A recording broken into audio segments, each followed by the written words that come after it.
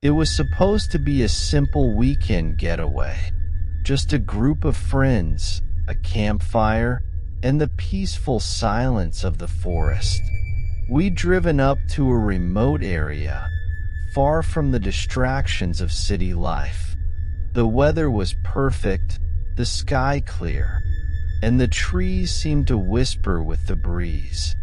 But something was wrong from the start. The first sign we ignored. As we set up camp, we heard the sound of footsteps in the distance, faint, but unmistakable. I figured it was a hiker or someone else enjoying the wilderness. But as the day wore on, we started noticing it more.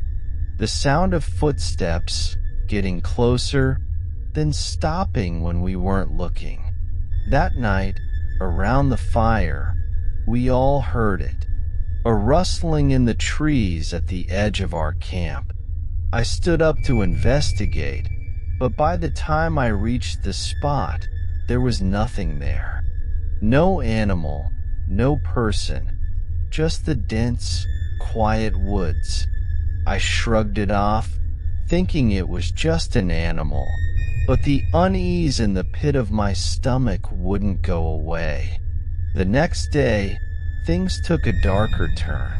As we hiked deeper into the woods, I felt the hairs on the back of my neck stand up. There was something about the trees, an unnatural stillness. The birds weren't singing, and the usual forest sounds were eerily absent. And then we saw him. He was standing far off, barely visible among the trees. A figure dressed in black, motionless, his head tilted slightly, like he was watching us. We called out to him, but he didn't respond. The figure simply stood there, unmoving, eyes fixed on us. We assumed it was some strange person out there, a local perhaps, but my gut told me it was more than that. As the day wore on, we couldn't shake the feeling of being watched. Every time we turned around, the figure was there, always a little further into the woods, but always watching. And the weirdest part? No matter how fast we walked, no matter how far we went, he was always just a little behind us. We decided to head back to camp, thinking it would be safer. But by the time we got there, everything had changed. The firewood was scattered around. Our gear was missing, and the atmosphere was thick with an oppressive silence. And then we saw him again, this time much closer.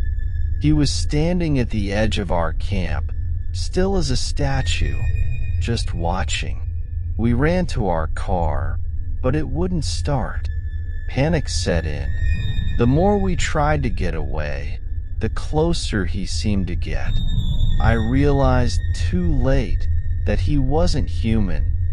He was something else, something that had been following us, waiting for the right moment. We were trapped. One by one, the figure picked us off. No scream, no sound, just the horrifying realization that we weren't alone in those woods. And with every passing hour, he grew bolder, moving closer until none of us remained to fight back. The woods are still there, and the man still watches from the shadows. I'm the last one left, and every night, I hear the rustling of leaves and the soft crunch of footsteps behind me. I don't know how long I can keep running from something that isn't human. If you ever find yourself lost in the woods, don't look for the man. He's already found you.